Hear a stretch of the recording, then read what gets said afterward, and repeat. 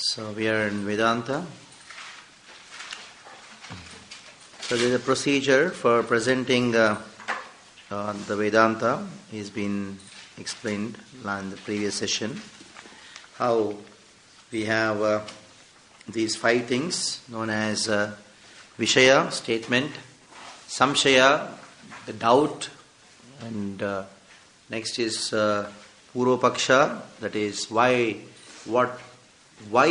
they have doubt has come, what are the statements in the scriptures which have caused the doubt, and Siddhanta, now defeating the Puropaksha of the people who have said that why this doubt has come, the doubt, refutation of the doubt, and establishing the Siddhanta, and ultimately end is the conclusion, the final conclusion by quoting Vedic literatures. At the end you just say, this is what it is. That is known as Sangati.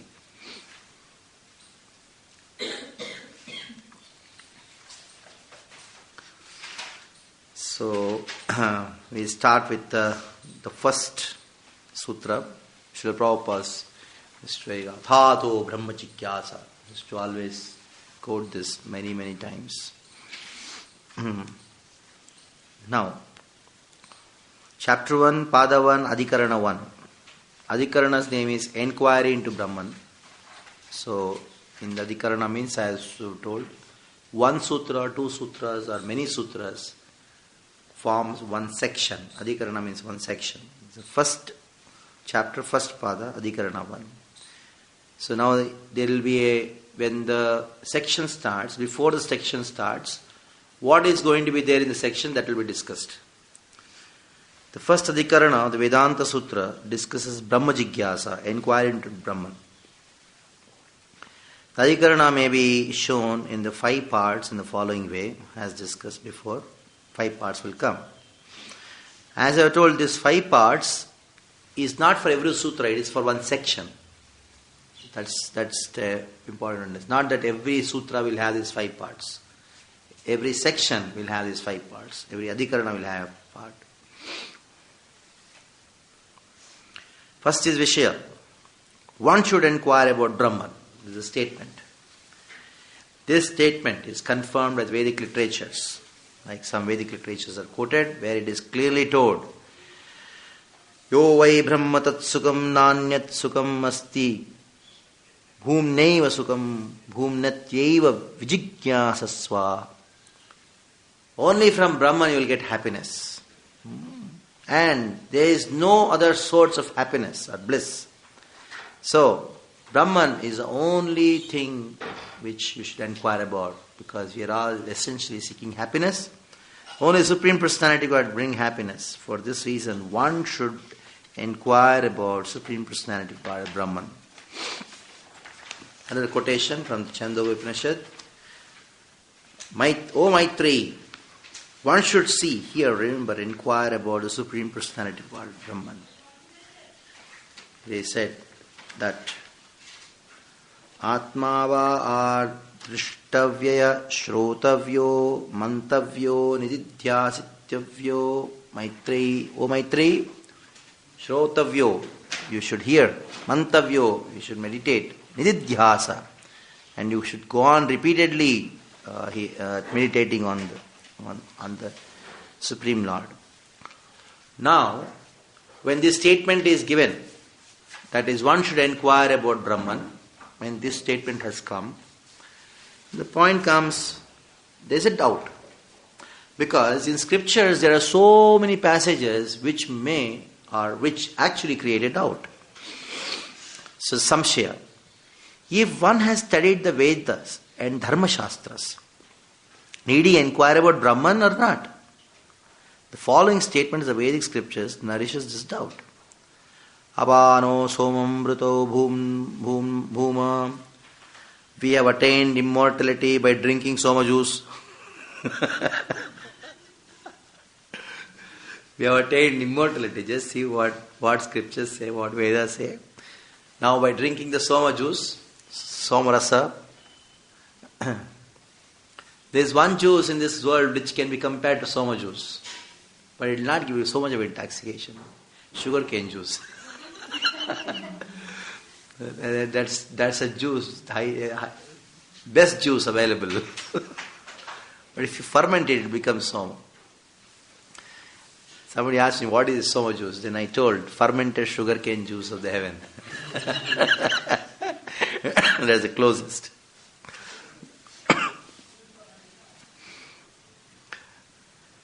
And then, they who follow the vow of Chaturmasya attain eternal reward. Chaturmasa, somebody practices this thing. So, now the Vedic literature say this thing. So then the doubt comes. Now Purva Paksha means, they say there is no need to inquire about Brahman. Because doubt has come. The doubt has led to a conclusion by reading these scriptures, these passages in the Vedas. The conclusion came that why I should inquire? Simply by discharging ordinary pious duties and the Dharma Shastras, one can attain immortality and eternal reward. Now, to refute this idea, now Siddhanta starts. Because you have an appointment now. They say you don't have to inquire about Brahman. Now, the Siddhanta starts. Vyasa states, inquiry into Brahman. Siddhanta. In the first sutra, Bhagavan Vyasa replies to this philosophical opponent. The first Adhikarana of the Vedanta Sutra discusses Brahma Jigyasa. The Adhikarana may be, again, this isn't some reprint is there, just go to the directly to Sutra 1, Athato Brahma Jigyasa.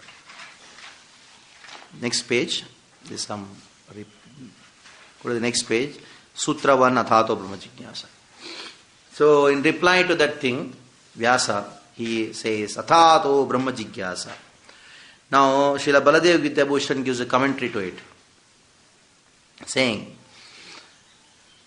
in this sutra, the word atha means now, and the other atha means therefore. The sutra means now one should inquire about Brahman. Now, what is the meaning of atha? Generally, we say that atha means now, since you got a human form of life.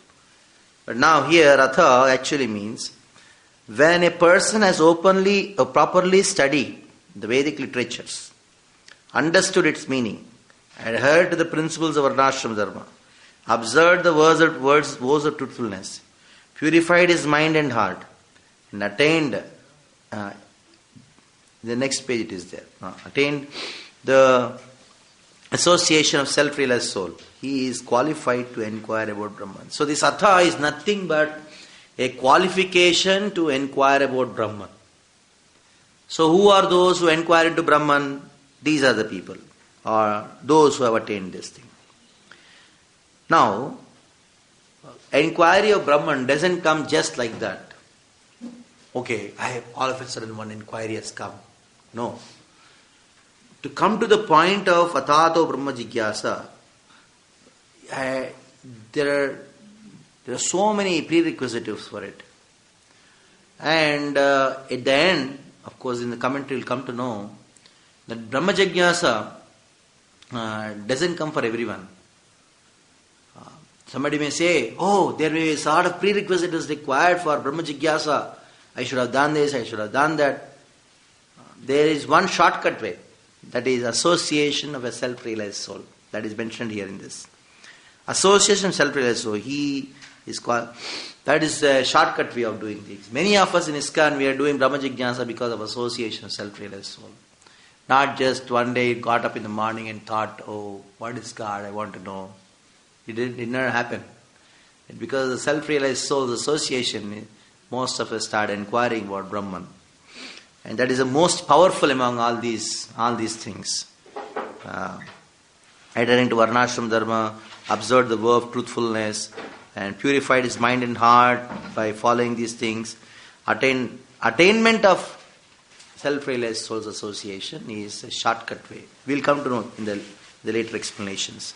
But because it is mentioned here, somebody may get confused, saying that, oh, Brahma Jigyasa happens only after this thing. No. Maybe I should follow entire Varnashram Dharma, then only I'll do Brahma Jigyasa. One need not follow Varnashram Dharma to come to the point of Brahma Jigyasa. Vyasa, not Vyasa, Ashripad Bhadvacharya, giving a commentary to this, one of the Navaprameyas, he says, for a person, this Brahma Jigyasa has come. He is above the rules and regulations of the Smritis. He is above rules and regulations of the Smritis. And the normal rules and regulations which applies in the Smriti for people in general, and also certain principles are, certain rules and regulations are there for women. Even if women, if they have this Brahma Jigyasa, and as long as they maintain this Brahma Jigyasa, they are above the rules and regulations of the Smriti. Smriti is, they have very heavy sanctions for women. Very heavy sanctions. So even they are exempted from this. This is the Brahma Jigyasa has that power. That's what Shripad Madhvacharya talks. He is from South India. He is born in a great Brahmin family in Acharya. This has to be understood. But they have to maintain it. This Brahma Jigyasa. Maintaining means always thinking of, I want to know more, I want to study more, I want to inquire, what's it. That keeps a person beyond all the rules and regulations of Smriti. I'll give you a small story. There was one disciple of, Brahmachari disciple of Srila Bhakti Siddhanta Thakur. I think it is Keshav, some Maharaj. Later on he became Maharaj. So one day he was like this on chair, and he kept his legs on another table like this, and he was just thinking, contemplating. He has open eyes and thinking like this, going on. Many sannyasis passed by. When sannyasis come, you're supposed to pay obeisances. Then they all felt, what is this brahmachari? So stubborn, he's don't know etiquettes. So they all went and complained to Srila Bhakti Siddhanta Saraswati Maharaj. When they all complained, then Krishnan Thakur called this brahmachari, then asked, there's a complaint that why you did not pay obeisances to them, why you did not follow the etiquette. Then I did not know. He told, I don't know that they all passed by this me. Then what were you thinking about?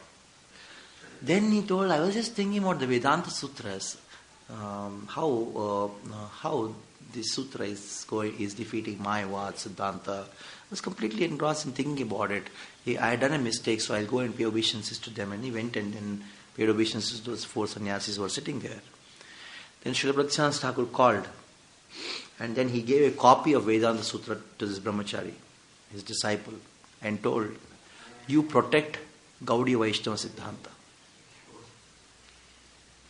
You protect. It is I want that you should protect it. Because he was so engrossed in these verses, constantly thinking, what were it?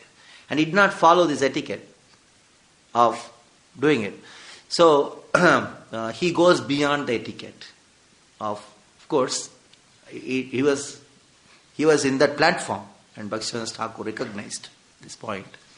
So Bhaktivinoda Thakur he said, because anybody who has his Brahma Jigyasa, I will use this word, the kida means a worm, the worm of Jigyasa in his mind, in his consciousness, many rules and regulations, many etiquettes doesn't apply to him. That is why in the Bhagavatam, Tatthacchadanamaniyo Jnanaviragya Pashyanti Atmani Chatmanam Bhaktya Shrutya Grihitya. Bhaktya Shrutya Grihitya. So Pashyanti Atmani Chatmanam. So they are seeing Atmani and Atmanam, means their connection to the Supreme Lord. Because they are always contemplating on Shruti, always contemplating on Vedanta. So because of contemplation as Vedanta, what happens? Jnana vairagya yuktaya. Jnana and vairagya is there. For those people it doesn't apply. Whether they are Brahman, whether they are in the Grahastha ashrama, whether that, it doesn't matter. So this is one of the part. And later on he contemplated so much, he wanted to write a commentary, so he could not do. Then later on, one of his guard brother, junior guard brother, he took a sannyas at Brahmachari. I'm not able to get the name. The story I heard from one of the Gaudiya Math sannyasis itself. Hey, the small boy.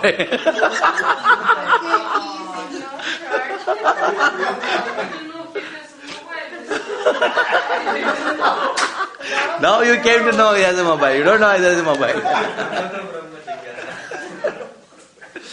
So tomorrow. Tomorrow morning. The inquiry is which sweet? Sweets for everybody. Sweets are okay. Okay. Yes, to Vaishnavas. I didn't know. All of a sudden, where the sound came from? I totally forgot about the rule. So this Brahma Jigyasa is such a powerful thing. Okay. So the second atha means therefore. Because material piety brings results of material sense happiness, which is inevitably limited and temporary. And because the transcendental form of the Supreme Personality of Godhead, which is realized by proper attainment of real transcendental knowledge, and which is full of imperishable, limitless bliss, eternity, transcendental knowledge, and all transcendental attributes, being eternal bliss to the devotee beholder. Therefore, one should renounce all material pious duties of attaining material sense gratification and inquire about Brahman by studying the 4 chapters of Vedanta Sutra. So therefore means now, since you have got the qualification to attain, inquire about Brahman, now what you do? You should give up attachment to pious activities and then study the Vedanta Sutra. As soon as this is spoken, now there is an objection. What is the objection? Someone may object. Is it not true that simply by studying the Vedas one attains knowledge of Brahman, and as a result of this knowledge one abandons the path of material piety and fruitive work and instead takes the worship of Supreme Lord? If this result is obtained simply by studying Veda, what need is there to study the 4 chapters of Vedanta Sutra? What is the need? Because we see that just by studying the Veda you will get the knowledge of Brahman. Knowledge of God is attained by studying the Veda. So why you have to read Vedanta?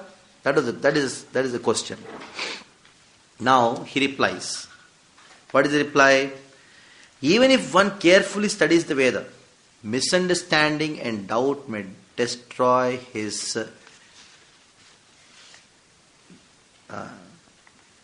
intelligence and lead him away from the real meaning of the Veda. For this reason, it is necessary to study the Vedanta Sutra to strengthen the student's understanding. Now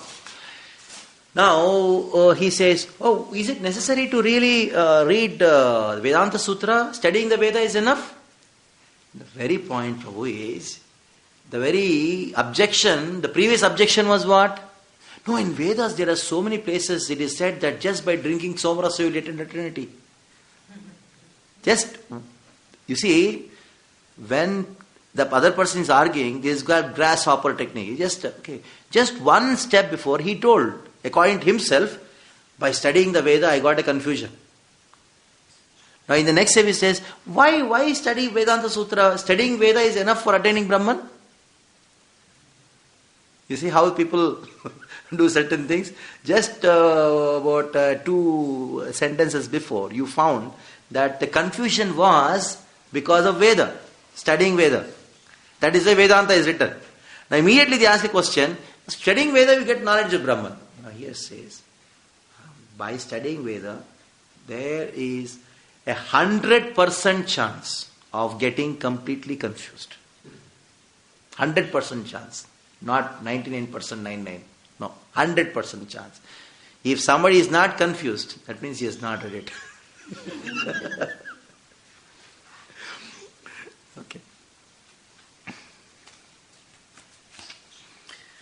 Next. Performing the duties of ashrama dharma are also helpful in purifying the heart and understanding the transcendental reality.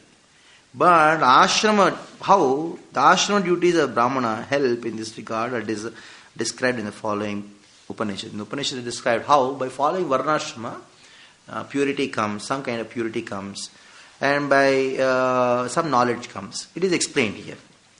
By Vedic study, sacrifice, charity, austerity and fasting, the Brahmanas try to understand the Supreme Personality of Godhead. See, by doing these things, the Brahmins try to understand Brahman. Brihadaranyaka Upanishad says.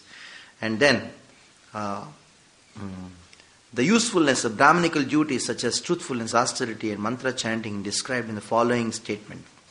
By constant truthfulness, austerity, transcendental knowledge and austerity, one becomes eligible to associate with the Supreme Personality. Mundaka Upanishad says. Now, further, just see this verse. And the same Upanishad, similar Upanishad, Manu Samhita. This is Manu Samhita, Manu speaking. What does it say?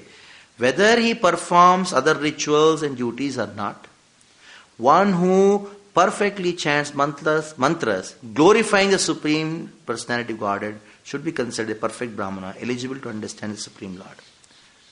Now, eligibility to understand the Lord is not just coming from doing some rituals.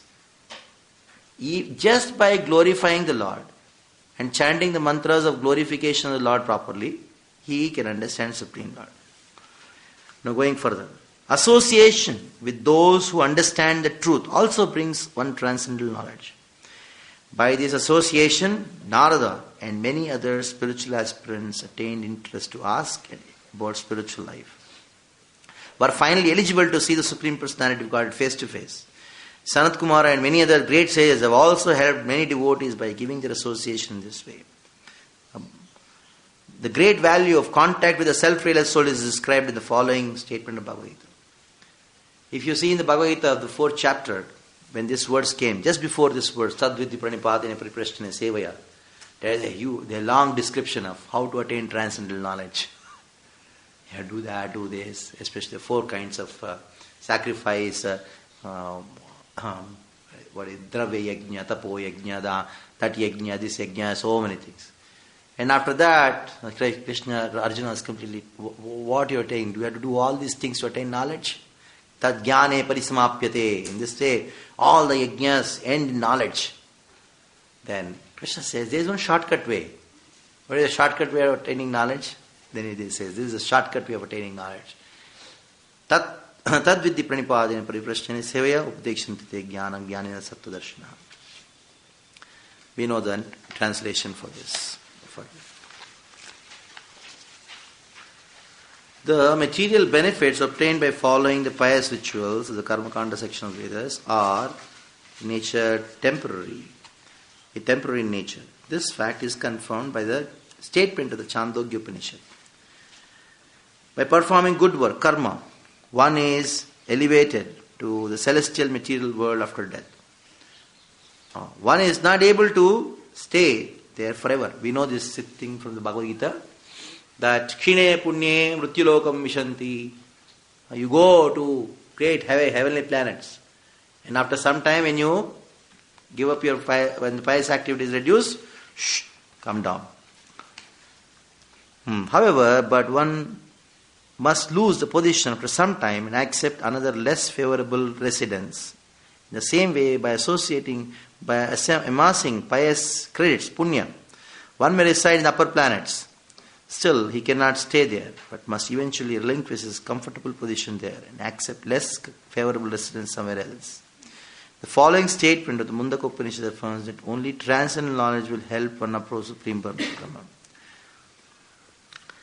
Seeing that the celestial material planes, which one may obtain by pious work, provide only temporary benefits, a Brahmana, in order to understand the truth of the Supreme Personality, should humbly approach a bona fide spiritual master, learn in the scriptures, and full of faith in the Supreme Lord. Now at the end, it is mentioned here, in contrast to the temporary material benefit obtained in the celestial material planet, Supreme Brahman is the reservoir of eternal bliss. This is confirmed in the following passage in Taitya Upanishad. Satyam Jnanantam Brahma, very famous statement of the Upanishads. One of the 4 Mahavakyas used by Sripad Shankaracharya. Satyam Jnanantam Tad and Tattvamasi and Sarvam Kalvidam Brahman, like that. They are Mahavakyas. And Anando Brahme Divijanat. This we studied in the first day itself, Taittiriya Upanishad. He then understood the Supreme Personality of God is full of transcendental bliss. The Supreme Brahman is eternal, full of knowledge and endowed with transcendental qualities. This is confirmed by the statement in the Shvetavasara Upanishad.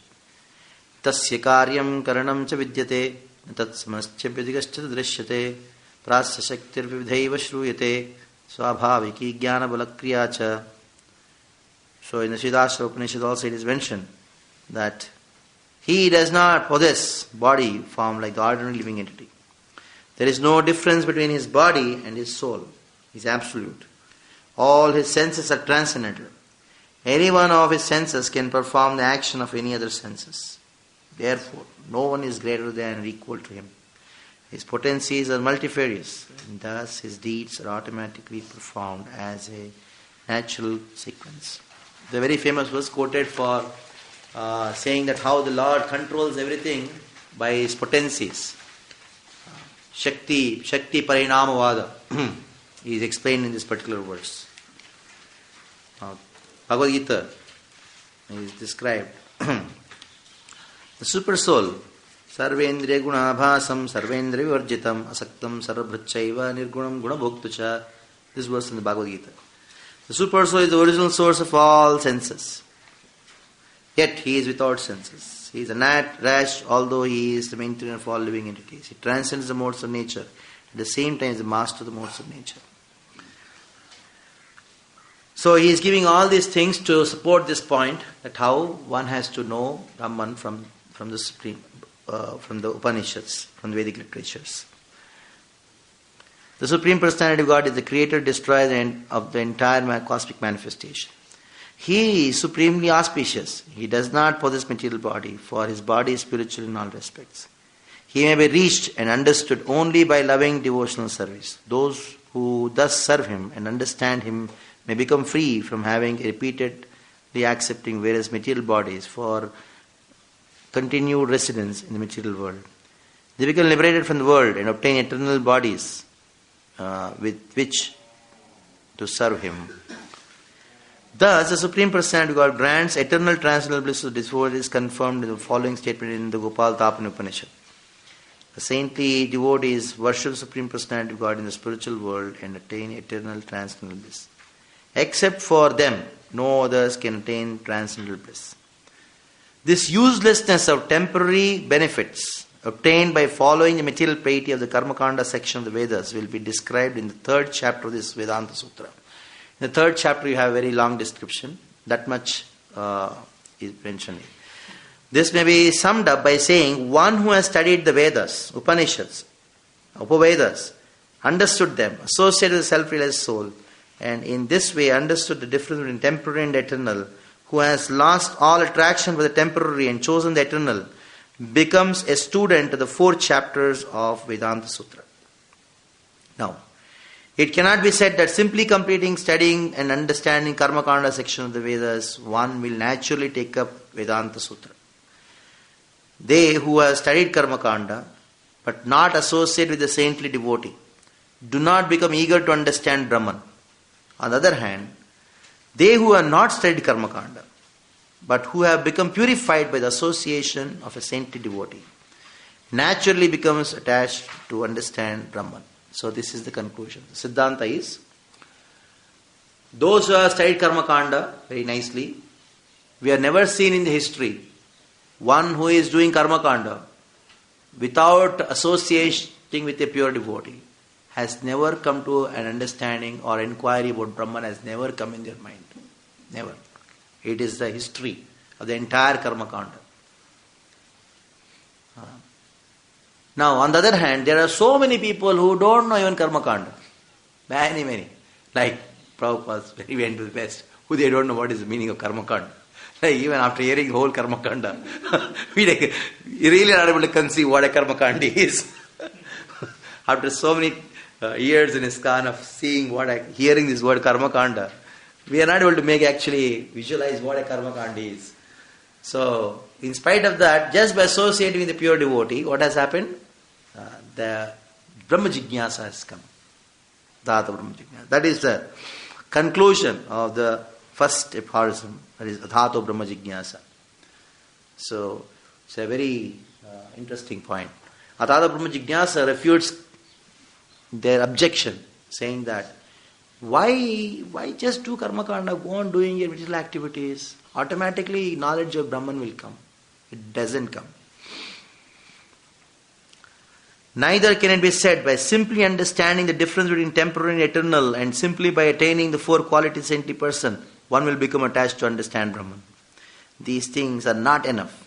However, if one attains association of self-realized soul and follows his instruction, then these ordinary difficulties to attain qualification are automatically attained at once. So, the first aphorism talks about association of a saintly person. It is he who makes us think. Otherwise, no strength in the Veda, in the Vedic Karma Kanda, makes you actually think what is the goal of life, who is God. It doesn't.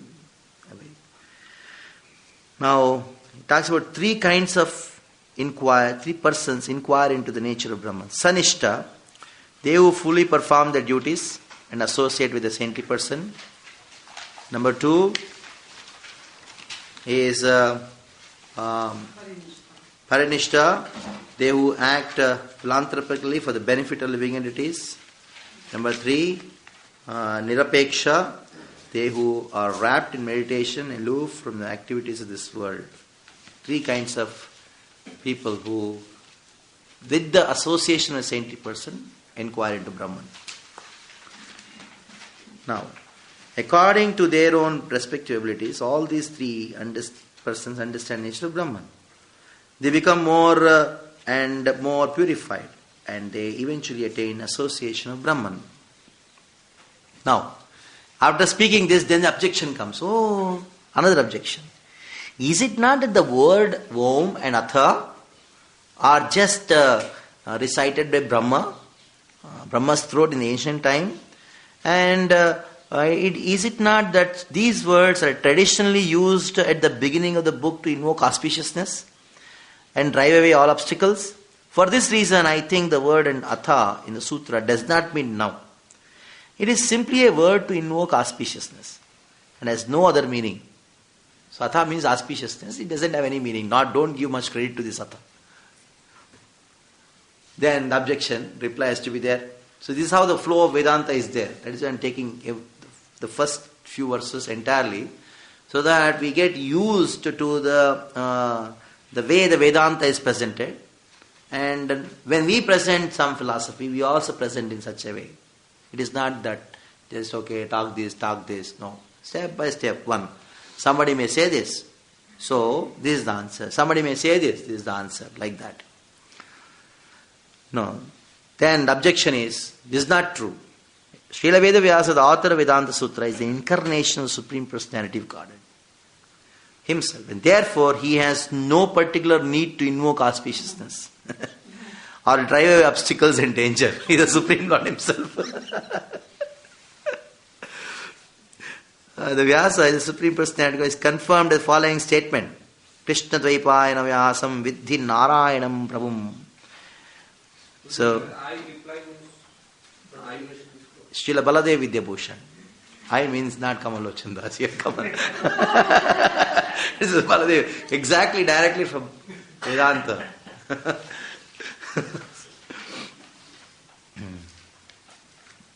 That is how Vedanta is written. It's a first person. It's addressed in first person. This is not true. Next. Please understand that Krishna Dvaipayana Vyasa is actually the Supreme Personality called Narayana. Still, ordinary people may take that Vyasa has spoken the word Atha at the beginning of the Vedanta Sutra just to invoke auspiciousness, just as one may sound a conch shell to invoke auspiciousness. Atha is like a conch shell sound. In conclusion, we have described here how a certain point in time, after certain understanding Atha, a person may become eager to inquire about the nature of Brahman. Now again, another objection. Oh, now at this point, somebody may raise an objection. Is it not so that the word Bhuma or Brahma may also refer to the individual spirit soul and not the Supreme Personality of Godhead? Brahman may refer to Supreme, isn't it? This fact is in Chandogya Upanishad.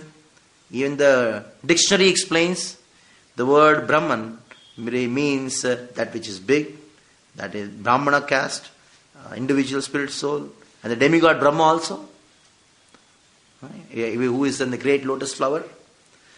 To clear away the misunderstanding of this subjecture, the following scriptural process may be quoted.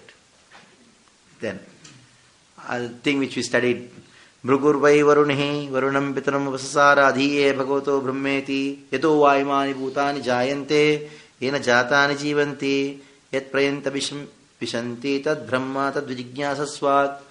So in Taittiriya Upanishad this verse is quoted. And on the very first day we discussed about the entire thing from Taittiriya Upanishad, about discussing about different levels of Annamaya, Pranamaya and all. There, as soon as Bhrigu went to his father Varuni, then asked, I want to know Brahman. Varuni, he defined Brahman, God. So, God is one from whom everything comes, everything is maintained, ultimately everything is enters back to him. At this point, someone may doubt. In this Vedanta Sutra, does the word Brahman refer to the individual spirit soul or the Supreme Personality of Godhead? Anyone may indeed claim the word Brahman here refers to spirit soul. And to support this view, he may quote the following statement in Taittiriya Upanishad. Vijnanam Brahma Chedveda Tasmat Chena Pramadyati Sharira Pramano Hitva. In this way, if one understands the true nature of Brahman, who lives in the body, and uses the senses of the body to perceive the material world, then such a knower of Brahman will never become bewildered by illusion. Such a knower of Brahman in the body refrains from performing sinful actions. At the time of leaving the body, at death, he attains an exalted destination where all the desires becomes at once fulfilled. Now, our philosophical opponent may claim in this way that the word Brahman should be interpreted to mean individual soul. Somebody may say, Brahman may say it's different individual soul. In order to refute this false idea, Vyasadeva describes the true nature of Brahman in the next sutra. So why Vyasa has to write the next sutra? Next sutra as Janmadhyasyataha. Because somebody may say Brahman is spirit soul. Now the second adhikarana, second section starts. The second section means the second adhikarana, the origin of everything. The second sutra is Janmadhyasyata Om Janmadhyasyata Om. Brahman is he from whom everything emanates. Janmadhyasyata. Word Janmadi is a Tadguna Samvijnana Bahuvrihi Samasa. Of course, they go to a big Sanskrit thing, Samas, combination of words. And it should be interpreted as creation, maintenance, and destruction. The word asya means like janma adi asya. Janma adi. Adi. Janma adi refers to what? Birth and etc. Means creation, etc. There are three things: creation, maintenance, destruction.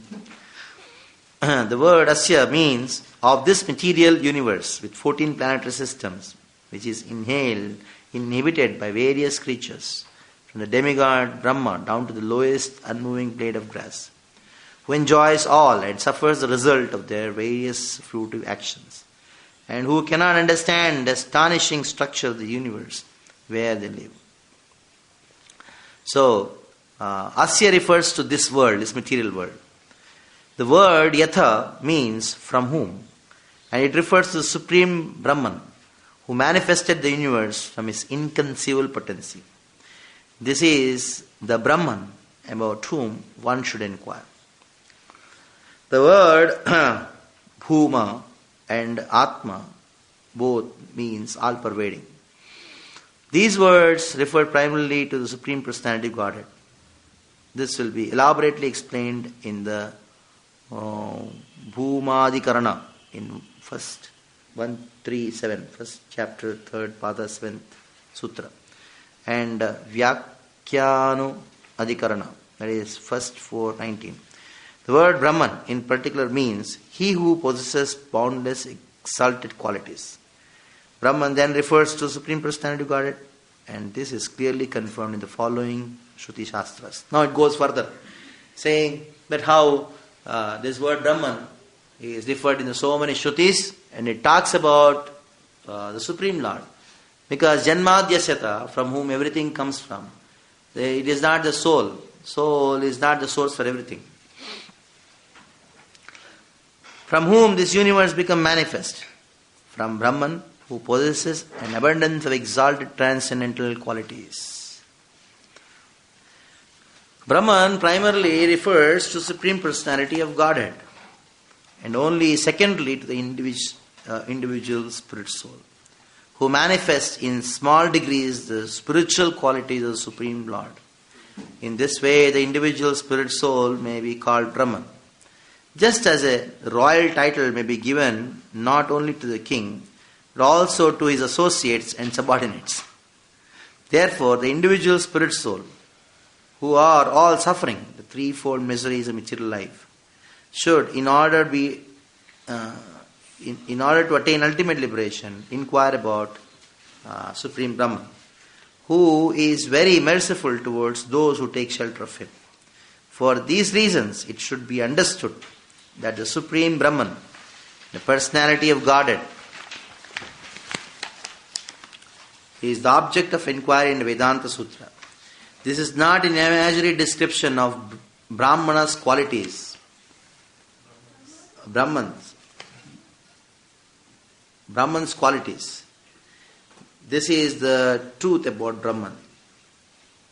The word jignasa means the desire to know. Knowledge is of two kinds. Paroksha, knowledge gathered from sources other than the senses, logic, knowledge obtained by authority, etc., etc. Aparoksha, knowledge gathered by the senses. An example of these two kinds of knowledge may be seen in the following quotation from the Shruti Shastras. Vijnana pragyam kurvita. After learning about the Supreme Personality, one should become able to directly see him in trance of meditation. Paroksha knowledge helps bring us closer to the Supreme Brahman.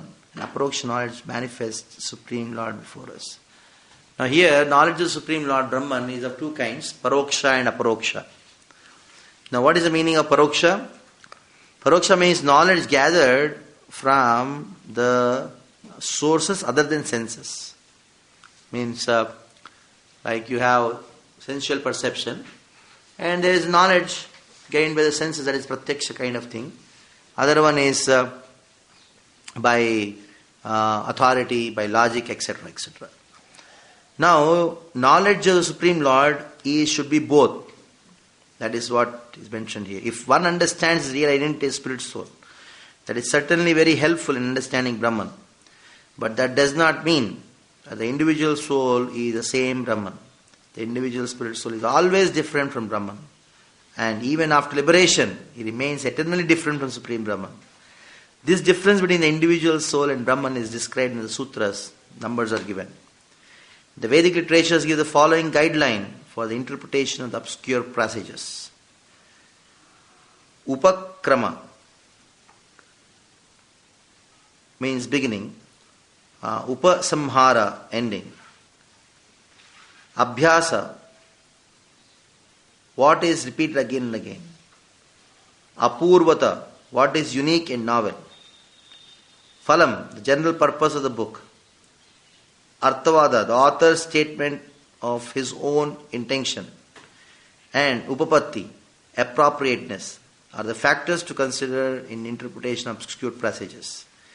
If we apply these criteria to the Shruti Shastras, we will clearly see the Supreme Personality of Godhead and individual soul are described here as two different entities.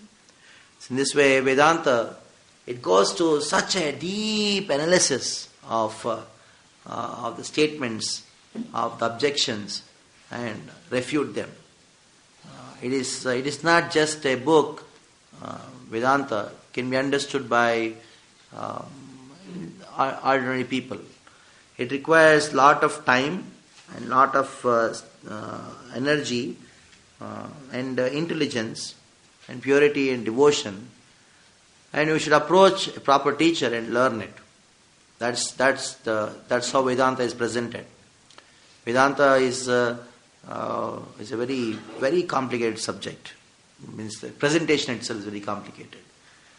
Now, Srila Prabhupada has presented the Bhagavad Gita as it is, and Bhagavatam, which we have, that saves us from going to this Vedanta study.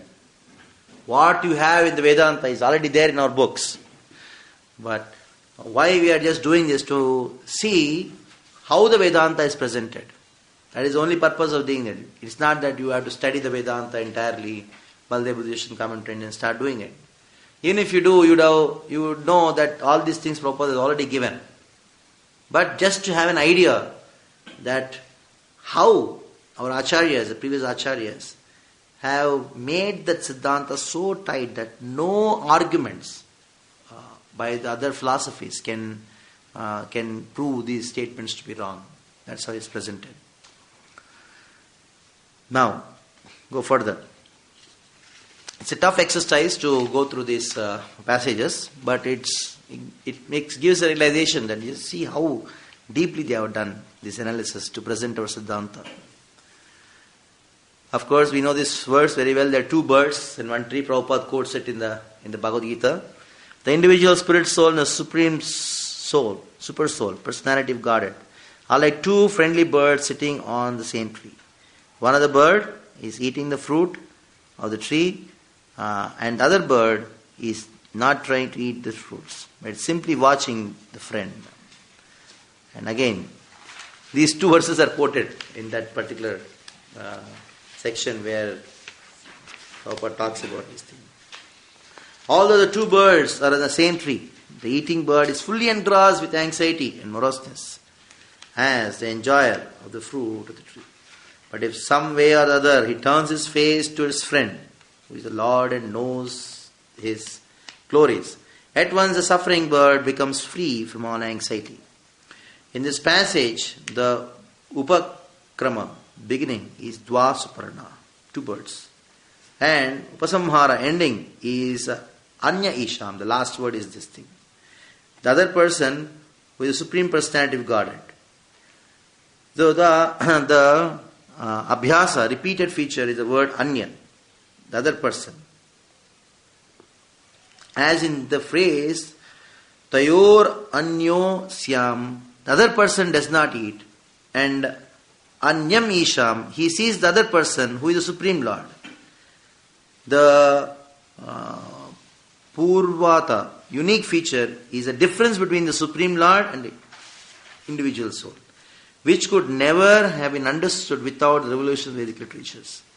The Phalam, the general purpose of the passage, is Vita Shoka. The individual spirit soul becomes free from suffering by seeing the Lord. And the Arthavada, the author's statement of his own intention, is Mahimanam Eti. One who understands the Supreme Lord becomes glorious.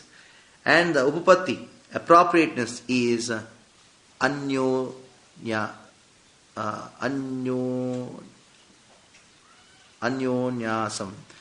The other person, the Supreme Lord, does not eat the fruit of material happiness and distress.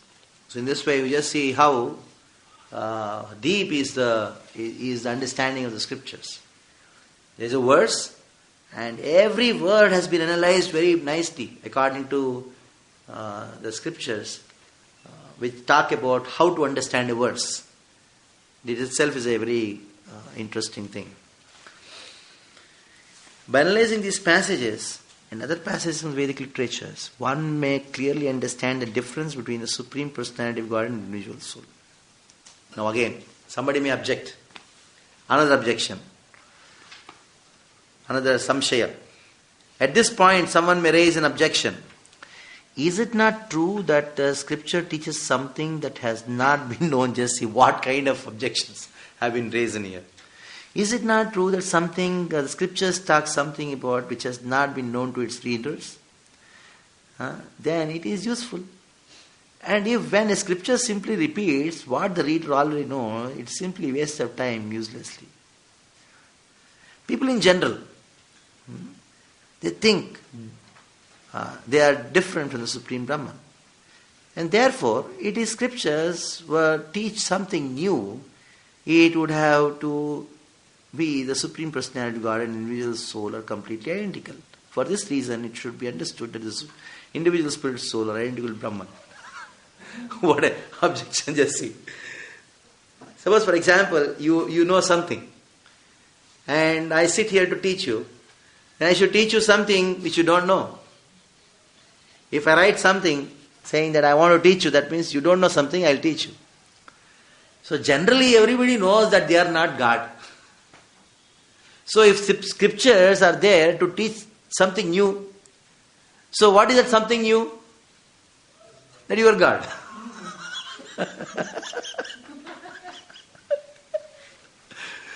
See, objections can go like this also. And it seems to be very logical, but it is so foolish. Now going further, just see. This also had to be replied, isn't it? Objection is there. Now they say, when one understands the Supreme Personality of God and individual soul are eternally distinct entities, then he may become qualified for liberation and live eternally in the spiritual world. The impersonal conception of the identity of the individual and the Supreme is a, what is it? Preportius phantasmagoria, like a horn of rabbit. It has no reference to reality. It is completely rejected by people in general. They do not accept it. Those few texts of the Upanishads that apparently teach the impersonal doctrine are interpreted in a personalist way by the author, Vedavyasa himself. This is described in Sutra 1.130. Later it comes that how there are some scriptures where there are some verses which talk about the identity or identical nature of the Supreme Lord and the living entity. So now they should be interpreted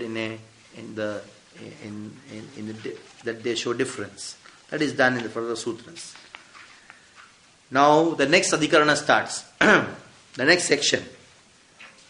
The Supreme Personality of Godhead may be understood by revelation of the Vedic scriptures. Now, question arises. Now, okay, I want to inquire about Brahman. So the next objection is, Brahma is a living entity of the Supreme Lord. That has been clarified by saying Brahman is one from whom everything emanates from. Okay, now where should I inquire? Okay, you told inquire. Where should I inquire from? What is the source of getting knowledge about Brahman? Is it mental speculation? Should I inquire from mind? Inquire from which book should I inquire from? No.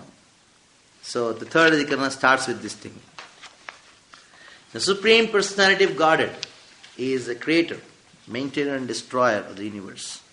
Because it is inconceivable to the tiny brains of the conditioned soul, he must be understood by the revelation of the Vedanta philosophy. This is confirmed by the following statement of the Upanishads.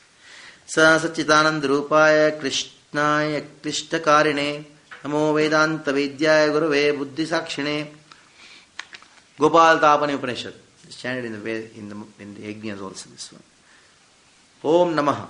I offer my respectful obeisances to Krishna, whose form is eternal and full of bliss and knowledge and bliss, who is the rescuer from distress, who is understood by Vedanta, who is a supreme spiritual master, and who is a witness in everybody's heart.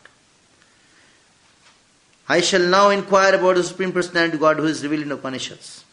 Now, this is a statement. When this statement came that one should inquire from the scriptures, from the Upanishads, now there is a doubt, Sanshaya came. What is the best method of understanding the Supreme Worshipful Lord Hari? The mental speculation of the logicians or the revealed scriptures? What? Because logicians are also talking.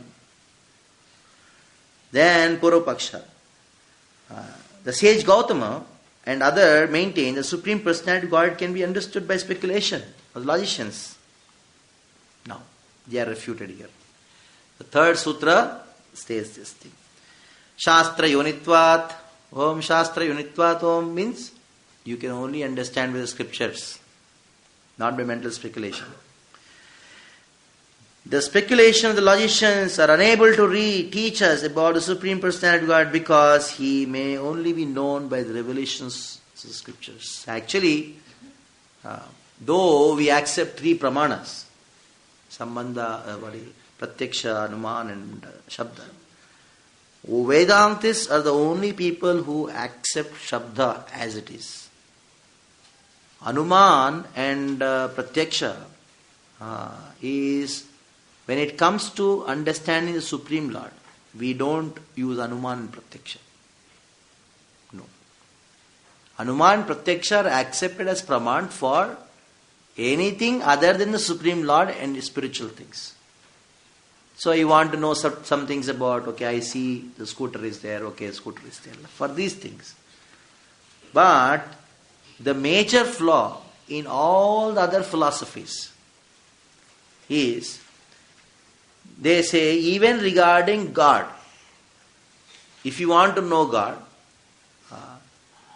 you can use Anuman and Pratyaksha, because for them there is no God. It is only this Vedanta which says knowledge about God cannot be by Pratyaksha and Anuman. It's not possible. It's not possible.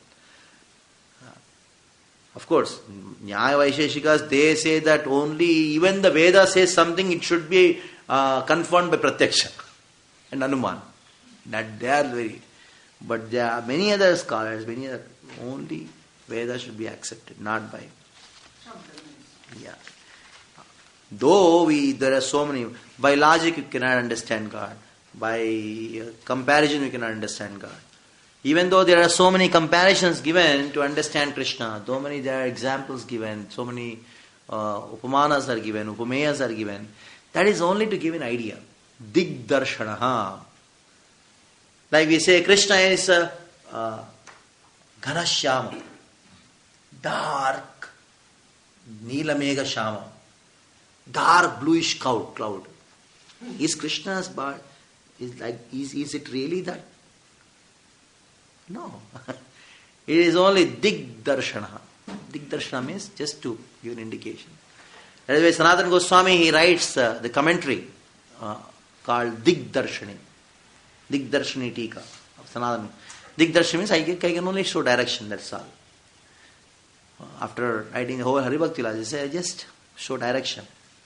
So, the material examples or material comparisons which we give is only to have an idea, that's all. It is actually not true.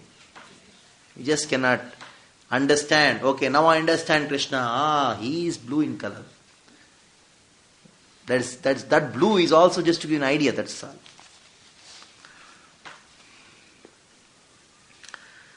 Go further. Shastra Yunitvat. Purport by Srila Baladev Vidyabhushan. In this sutra, the word not should be understood even though it is not expressed. They who aspire after liberation are not able to understand the Supreme Person simply by logic and speculation. Why? Because he is known only by the revelation of the Vedic literatures. Among the Vedic literatures, the Upanishads specifically describe the Supreme Person. For this reason, it is said, Aupanishadam Purusham. The Supreme Person is understood through revelation of Upanishads. The process of logic and speculation, as described by the word mantavya, to be understood by logic, as described in the Brihadaranyaka Upanishad, should be employed to understand the revelation of scriptures and not independently. This is confirmed in the following statement in the Shruti Shastras. So, in one place in the Upanishads, there is a word used, mantavya. So, how do you understand this word mantavya? It is further explained. The logic is properly employed to resolve apparent contradictions in the text of the Vedas. Dry logic, without referring to spiritual revelation, should be abandoned. If at all we use logic, it should be used to resolve the contradiction in the scriptures, not dry logic, which talks something against the scriptures. For this reason, the dry logic of Gautama and others should be rejected. This is also confirmed in Sutra, 2nd chapter, 1st pada, 11th Sutra. After understanding the Supreme Person by the study of Upanishads, one should become wrapped in meditation of Him. This will be explained in the later Sutra 2.1.27. The Supreme Lord, Hari, is identical with His own transcendental form. He and His form are not two separate identities. He is the witness of all living entities. He is the resting place of a host of transcendental qualities. He is the creator of the material universes. And He remains unchanged eternally. By hearing about His transcendental glories, one may worship Him perfectly. So, hearing, again it comes. That means you should hear from the scriptures. Then only you can understand. Now again objection comes. At this point, someone may raise an objection. Vedanta philosophy does not give either positive orders or negative prohibitions. Now the problem is there in Vedanta. The problem is that, okay, you are talking so much of philosophy, tell me what to do. Vedanta doesn't talk about it much. No. Vedanta philosophy. But simply descriptions of a sentence. Oh, the earth there is, on the earth there are 7 continents. Men need instructions how to act. Therefore, what is the need of a series of orders to guide men? Men need orders, such as ordinary orders. A man desiring wealth should approach the king, or suffering from indigestion should restrict his intake of water, or the order of Vedas, Swarga Kamo Yajet, one desiring to go to heavenly planets should worship the demigods, or something like that. No one should drink wine. The Upanishads do not give such things, such orders and prohibitions, but merely a description of eternally perfect Brahman. For example, Upanishads tell us Satyam Jnanam, the Supreme Lord is truth and knowledge. This is of small help in the matter of orders of position. Sometimes Upanishads descriptions may be a little useful, as for example when they describe a certain demigod. The description may be useful when one performs a sacrifice to the demigod. But otherwise, these descriptions afford a little practical benefit and more or less useless. This is confirmed by the following statements of Jaimini. Jaimini talks about it. He says, what is the use of Upanishads? Describing something about Brahman. Tell something practical. That is what I still remember this same point. I gave a lecture somewhere. Somebody called me to give a lecture on Bhagavad Gita. I just gave a lecture on Bhagavad Gita. And after that, and somebody else goes, See, I heard the entire thing. Tell something practical. Then I sincerely told, okay, this is a philosophy. And to understand the philosophy, we have to go back home, back to Godhead. For that purpose, we need to chant Hare Krishna and follow 4 regulative principles. No, tell something practical. Then I told what do you mean by practical? Which I can do. Then I told, that is what you do. You chant Hare Krishna. No, tell something practical. So for them, practical means like I should, you tell, lift this thing, put this thing here, get that thing in. So the mind has become so gross.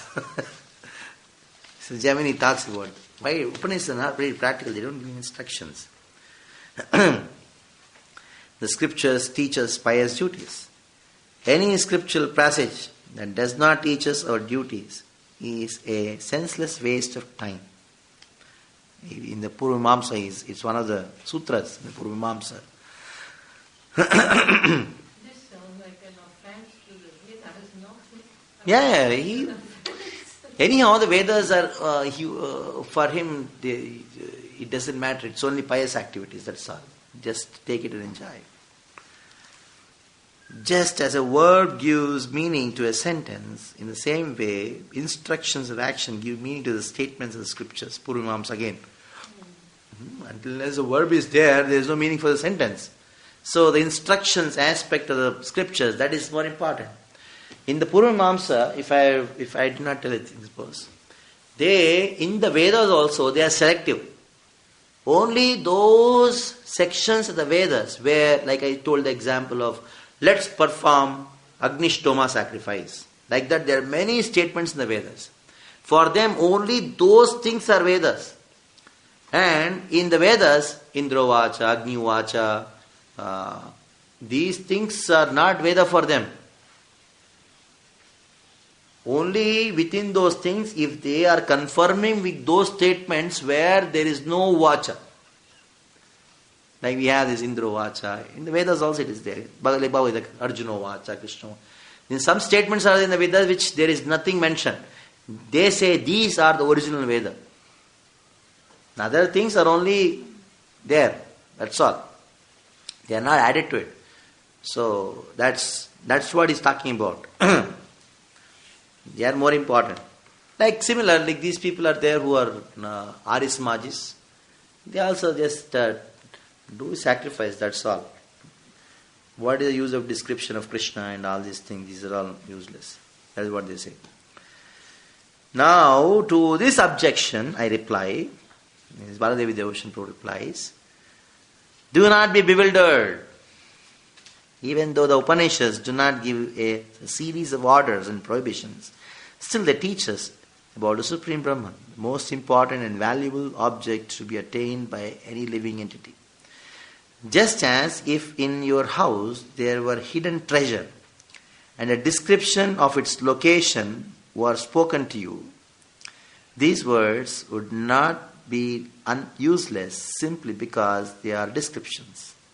In this way, the Upanishad's description of Supreme Personality of Godhead, who is a great treasure to be attained by any living being, whose form is eternal, full of knowledge and full of bliss, who is perfect and beyond all criticism, who is a friend of all living entities, the Supreme Lord, who is so kind that he gives himself to his devotees, and the supreme whole of all existence, of whom I am a tiny part, he is not useless, but of great value to the conditioned soul.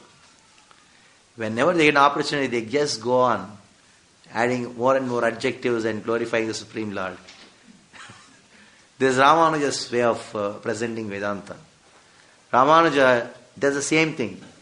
When his presentation of the Bhagavad Gita, the Vedanta is there, as soon as the Lord comes, Brahman comes, immediately say, that Brahman who is of infinite qualities like virtue, compassion, beauty, and who gives himself to his devotees, who is glorified in all the scriptures, like that he goes on.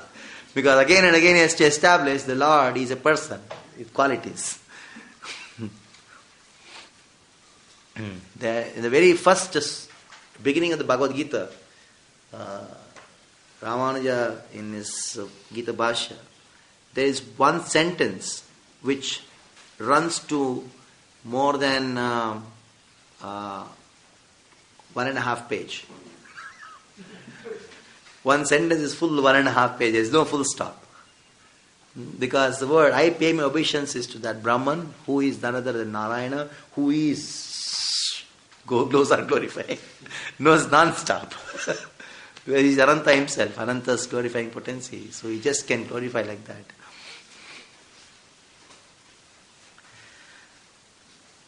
So here he used the example, saying that, okay, if you consider the Upanishads descriptions are just descriptions. Now, for example, you have a great treasure in your house, and in your house, since you have a great treasure, and you don't know where it is. So this is where Chaitanya Mahaprabhu and Sanatana Goswami's conversation also comes from the Madhva Bhashya. Great treasure about devotion, digging from that side, this side, astrologer coming and telling. And you don't know where it is. Then somebody comes and describes about the treasure and where the treasure is. These may be just descriptions, but these descriptions have a great value to you, isn't it? And they are not useless. And has greatest value. Even though there are 1,000 things kept to you to be done on that day, so many practical things, you give up all those practical things and listen, isn't it? Huh? So it's a very, very nice analogy, because even it's very nice analogy for the devotees also, who give more preference to some other thing other than hearing. Instead of hearing about Krishna, they just have so many. Probably I got so many things to do. Class, I cannot attend today. You should tell. They think that hearing is anyhow daily I'm hearing. What's a big thing in that? So it's an important example where we can give this thing. The descriptions of the Supreme Brahman in the Upanishads are valuable just as the descriptions. Your son is now born. He is useful and a source of great joy.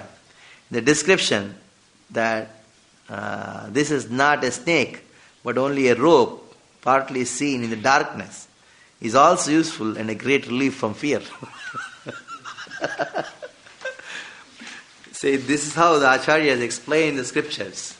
Just hearing them will give a lot of pleasure.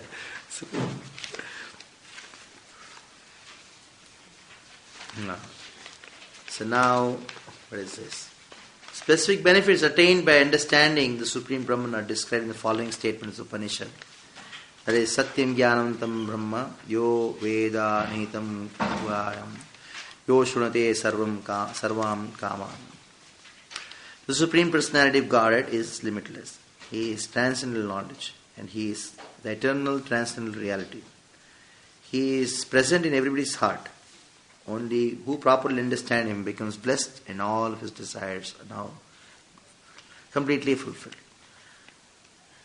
No one can say the Upanishads teach about ordinary fruitive karma. Rather, one may say that the Upanishads teach one to give up all material fruitive work. No one says that Upanishads describe anything other than the Supreme Personality of Godhead, who is the original creator, maintainer, and destroyer of the universes, whose spiritual form is eternal, who is a great ocean of unlimited auspiciousness, transcendental qualities, and who is a resting place, the goddess of fortune. Jaimini's descriptions of the importance of karma therefore has no bearing on the Upanishads. In fact, Jaimini was a faithful devotee of the Lord. And his apparent criticism in the two questions presented above of the Vedic text that do not encourage fruitive work karma with sufficient enthusiasm are his hint to us that there is more than pious fruitive work in the instructions of the Vedas. In this way, it may be understood that the Supreme Brahman is subject matter described in the Vedic literatures. There is a good devotee of the Lord. The only purpose he has put these questions is that to make us understand that there is something more to pious activity in the Vedas. So it's quite interesting. In this way, you can do the Vedanta, full study of the Vedanta. Now, coming back to the question, of Vedanta and commentaries. So I'll just give a brief of some commentaries in the Vedanta. Actually, there are 5 commentaries in the Vedanta Sutras. 1 is by Shankara, that is impersonal. 4 are by the 4 Vaishnava Sampradayas. And this one is by Baladev Vidyabhushan. You can say the 5th commentary on the Vedanta Sutra. 5th Vaishnava commentary in the Vedanta Sutra. Now, when the Vedanta Sutras are written, they write, the Vaishnavacharyas, right? I'll talk about Shankara tomorrow. Vaishnavacharyas, they give commentary for a particular purpose. They have a purpose in mind. What is that purpose? To establish one aspect of the Supreme Absolute Truth. One of the aspects of the Supreme Absolute Truth. Chaitanya Mahaprabhu, he gave two points to these 4 Vaishnavacharyas and then asked them to write Vedanta based on these 2 points. And they wrote, all 4 of them wrote. Now, when Ramanuja wrote, he wrote keeping this in mind. What is it? Vishishtadvaita in mind. That is the one aspect. He just talks about Vedanta keeping Vishishtadvaita in mind. Vishishtadvaita. That is the Sripad Ramanuja's philosophy is known as Vishishtadvaita. And when Madhvacharya wrote his commentary on Vedanta, he just keeps Dvaita in mind. Dvaita philosophy. And when Nimbaraka, when he writes, he just keeps the Dvaita aspect in mind and writes it. And when Vishwaswami, when he writes, he keeps the Shuddhadvaita in mind and writes Shuddhadvaita. These are the 4 philosophies of the 4 Vaishnavacharyas.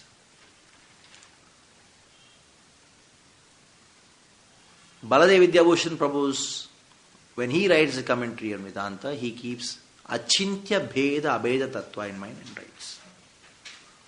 So Sri Chaitanya Mahaprabhu, Achintya Bheda Abheda Tattva, his teachings, based on his teachings, when Achintya Bheda Abheda Tattva, that is the judgment. That is the judgment. There is nothing beyond it. When a judge makes a judgment, he makes judgment based on some proof, isn't it? Some kind of proofs. The proofs are not itself judgment, but there are proof, that's all. They are all true only, but proof. So these 4 Vaishnavacharya's commentaries are like the proof. So based on these proof, the judgment of Achintya Bheda Veda Tattva is done. So how these 4 are proof and how the summary of the entire thing is there in Achintya Bheda Veda Tattva, that's a different subject altogether. So this is, and basically these 4 Vaishnavacharyas, when they wrote their commentaries, they defeated different aspects of Shankara philosophy, Shankara Bhashya. And that is the reason they did not describe the Achintya Bheda Veda Tattva in their own Bhashya. It is not that they don't know. They have not presented it. They have not presented it. The example can be given like this. If you want to destroy something, all of a sudden you just cannot destroy. What you do? From 4 different places you start. You try to break it. Then there is a point when you can completely destroy it. When it becomes little weak, you can destroy it. So these 4 Vaishnavacharyas, they attacked Sharirika Bhashya by Shankara of Shankara. Different aspects of thing. That is why there are some places in these four commentaries of Vaishnavacharyas where they cannot explain certain aspects, which was completely explained in Baladev Vidyabhushan Prabhu's commentary, Nachinti Veda Vetat. Specifically about two things. Number one, the relationship with God in this world, relationship between God and living entity.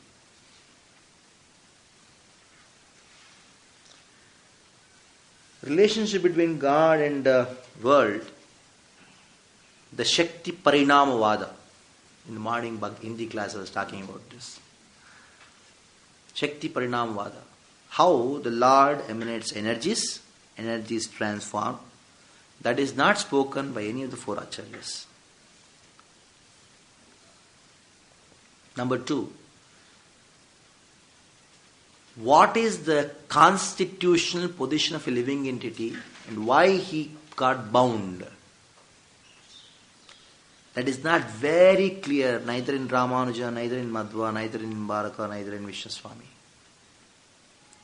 The clarity is not there. Okay, his servant, all these things are there. But the specific, like Bhagavatam says, Vastavam atra vastu shivadan, the Vastava sambandha, the rasajnana, that is not fully presented in these four philosophies. Vastava jnana is not there. Especially why the living entity got bound. Which Chaitanya Mahaprabhu, in a very simple Bengal language, says, Krishna bahirmukha hoy bhogavancha kore.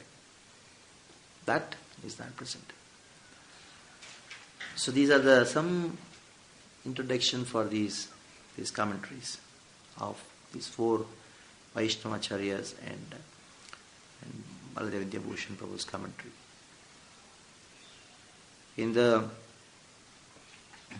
any scholarly circles, wherever you go, they first ask, you have a commentary or not on the Vedanta Sutra. That's the minimum thing. Which commentary you accept. Of course, later on, so many people give commentaries and all. They are not at all very much appreciated. They don't come anywhere near to the Vaishnavacharya's commentaries and all.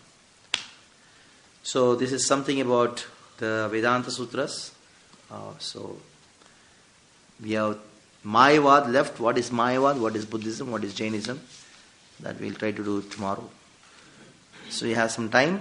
You can spend some time in question answers. Anything about anything you can ask. We try to. Objections, are they just made up or it is? Oh, nice questions. That is, are these objections are made up?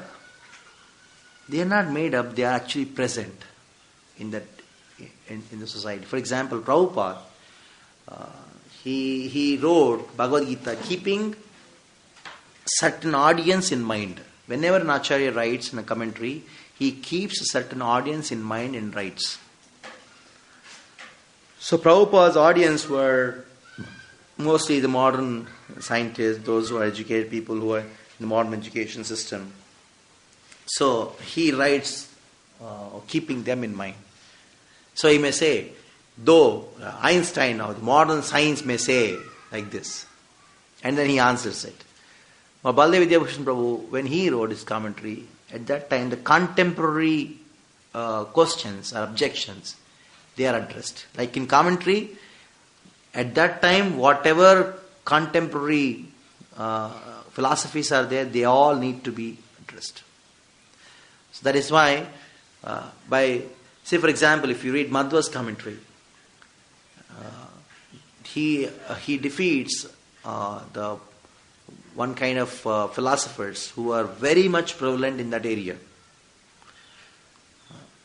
So apart from Shankara, there are some more. So we have to really know the time when the commentary was written, etc., etc. It is mostly contemporary things are there. Everybody, not only for Everybody of this for contemporary. scientists, for, Yeah, contemporary time. this, It's a something big course. What is Yes. it, Dvaita, Advaita? They are asking, just in 2 words, or you can give reference to some book, Okay. where I can read about Okay, this. in short. In short. In short, okay, in short. This whole seminar on 4 Vaishnava Sampradayas. First is, okay, Sri Vaishnava will take Vishishtadvaita. Vishishtadvaita means the soul is, the living entity is as good as God, but in a special way. In a special way is different. That is why Vishishta. Vishishta means speciality. Speciality in difference. In oneness. Speciality in oneness. Vishishta plus Advaita, Vishishta Advaita. The example he gives is like the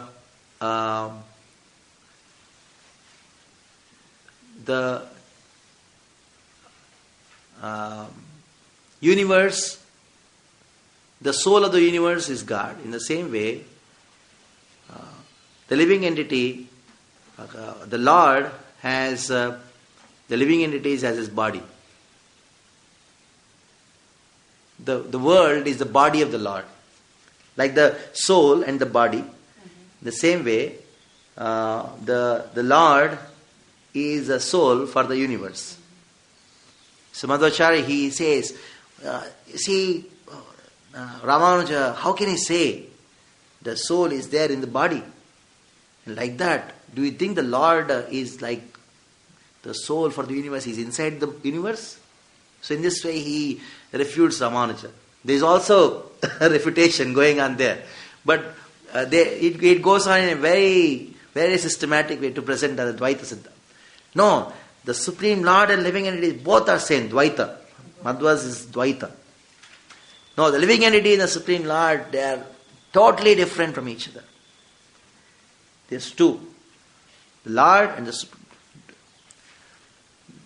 When our ISKCON devotees gifted our Bhagavad Gita to one of the Madhva Sannyasis, Pejawar Swamiji, they gave the book to him in Kannada language, and then they met him after a couple of days.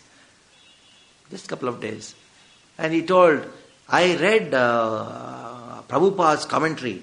It is very wonderful, but I have one problem. The devotee told what? He has not established Dvaita. In 2 days he read the entire thing. He's not established, because we talk Achintya Bheda. They are so intelligent to find out. Though Prabhupada talks about the living entity is different from the Supreme Lord in so many places, but he could recognize there is some, he's talking about oneness also. There's oneness as well as difference. Achintya Bheda Tattva means. So that they cannot even tolerate. He is not establishing Dvaita there. So Dvaita means separate. Yes, the living entity and the Supreme Lord totally distinct from each other. They are two different things. That is why Madhvacharya's fingers are two. Two, the Supreme Lord and living entity is one. Shankara is one, Advaita, and this is Dvaita. And they give the example about the Supreme Lord in the world like the coil. Snake, how it coils itself, isn't it? That is snake, but still the coil and the snake, they are two different things. In this way he goes on giving so many examples. And he talks about Bimba Pratibimba regarding the Lord, the Supreme Lord, and the relation between the Supreme Lord and this world. Bimba Pratibimba. It is all too complicated if I just want to say something. But if you really study it in a very analytical way, it is not very, very difficult. Madhva's philosophy. And then next is what? Dvaita, Advaita, Nimbaka. Dvaita Advaita is very close to our philosophy. Dvaita, Advaita, very close. Because Dvaita, Advaita. Sometimes it is different, sometimes it is one. The difference, like we know qualitative oneness and quantitative difference. But Baladev Vidyashram Prabhu in his commentary he explains about Dvaita, Advaita and says there is a problem in that. What is the problem? The problem is, if we are part and parcel of Krishna, whatever qualities Krishna has, we also have. And whatever qualities we have, Krishna should also have. That is what Dvaita Advaita means. Now, if we have the quality to be bound, Krishna should also have the quality to be bound. That is why Achintya has to be added. Without adding Achintya, Dvaita Advaita is not a perfect explanation of Vedanta. So that is why he used the word Achintya. For this reason. Otherwise it's same. Achintya means simultaneous. Beyond our conception. What is it? Inconceivable. Achintya means inconceivable. Inconceivable oneness and difference. Even Dvaita Advaita is also oneness and difference. Dvaita Advaita. But without putting inconceivability, then when it comes to the oneness, that is why the Madhva says, when you even talk about oneness, how can the Lord have even a little bit of the doshas which the living entities have? That is the reason they just are totally different. So, what is the other one is? Shuddhadvaita. Vishnu Swami. The Shuddhadvaita means there is a difference between the Supreme Lord and the living entity in purity. Shuddha. Shuddha means pure. It's pure oneness. Pure oneness. The pure state, the oneness is experienced. But actually both are different. In the pure state, oneness means, there he talks about, he gives the example of family. Oneness in family. That is where he talks about it. Anyhow, Nimbaraka's Siddhanta is not very much preached. And no proper English translations and things are available about Nimbaraka. Because Nimbaraka's system is true Vairagya. Param Vairagyas. You only find Nimbaraka sannyasis. Nimbaraka grahas are only some. In Vrindavan you have the Sriji lodges and all. They are having their roots. Wherever this word Sriji comes, it's Nimbarakas. And they don't, the sannyasis, they are too rigid sannyasis and they have their own.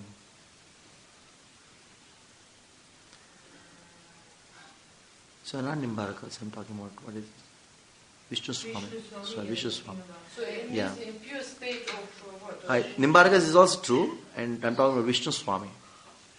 Vishnu Swami, and mostly businessmen are running the entire thing for. Nimbarakas are Sriji only, that is true. Sriji comes to Nimbaraka, and Vishnu Swami is Shuddhadvaita. And they only talk about Bhagavatam here and there, and some, I don't know whether somebody has translated in English or not. Not much of literature is found in. Pushti Margas, they are connected with Vishnu Swami? Yeah. They are connected with Vishnu Swamis. And the commentary of Vishnu Swami still exists or not? It exists. Now it exists in Sanskrit. What is the name of this commentary? Is it different by different? I told you, this commentaries, Siddhantas are named, and commentaries are names I actually forgotten. Madhvacharya's is known as Anubhashya, and this is known as Sri Bhashya. And I some names are there, I don't remember exactly. Names are there, names of this commentary. Like ours is known as Govinda Bhashya. But this all four, they are Vaishnavas. Yes. And you said only in pure state, oneness is manifested in Vishnu Swami's explanation. Yeah, in Vishnu Swami's explanation, like family. You belong to the family of the Lord. In that way it is pure oneness. That is called pure oneness, Shuddhadvaita. So oneness is manifested only. Yeah, it's you see, it's not so easy to understand one this thing. They give a lot of explanation for it. So. But just now we have no any book on this which explains all this. There is one book. The teachings are there, not really the entire philosophy, which I gave it to him. The teachings of the four Vaishnavacharyas is there in the stall. You can take the teachings of the four Acharyas. And one interesting thing is, if you go to Srila Bhaktivinoda Thakur, he established the four Acharyas, deities in Chaitanya Mat to show that how Achinta Bheda Bhed Tattva is standing on these four Acharyas' teachings. That is why in Chaitanya Mat, these four Acharyas' deities are there. And they do one arati and they do offerings for these all four Acharyas. And specifically when it came to and all the four Acharyas, they took part in the Chaitanya Leela. They had darshan of Chaitanya Mahaprabhu in his Aprakata Leela, all the four Acharyas. Once somebody came and asked Srila Bhaktivinoda Thakur, what we have got to do with Ramanuja Sampradaya? What is our connection? Then Srila Bhaktivinoda Thakur told, Sri Chaitanya Premur Mandir, Ramanuja Sampradaya Bhikti Swarup. Sri Chaitanya Mahaprabhu built the temple of love of God on the foundation of Ramanuja's teachings. Chaitanya Mahaprabhu built a temple of love of God. Bhaktivinoda Thakur's statement. On the foundation of Ramanuja's teachings. That is why Yamuna Bhavavali he wrote many songs based on Sripad Yamunacharya's Stottaratna. Few verses into one bhajan. In this way he wrote this Yamuna Bhavavali, Bhaktivinoda Thakur. Many bhajans are there. Like that. So, Mantva connection. What Achinta Bheda Bhed was coined by which Acharya? That's an important question which I never asked anybody. No. Jiva Goswami. Must be. Because Baladev Devbhushan Prabhu himself doesn't write in his Bhashya. It is Jiva Goswami. In his Sandarbhas, I think so. In the Sandarbhas. I have not read all the Sandarbhas. Only Tattva Sandarbhas I have read. Other Sandarbhas I have not read.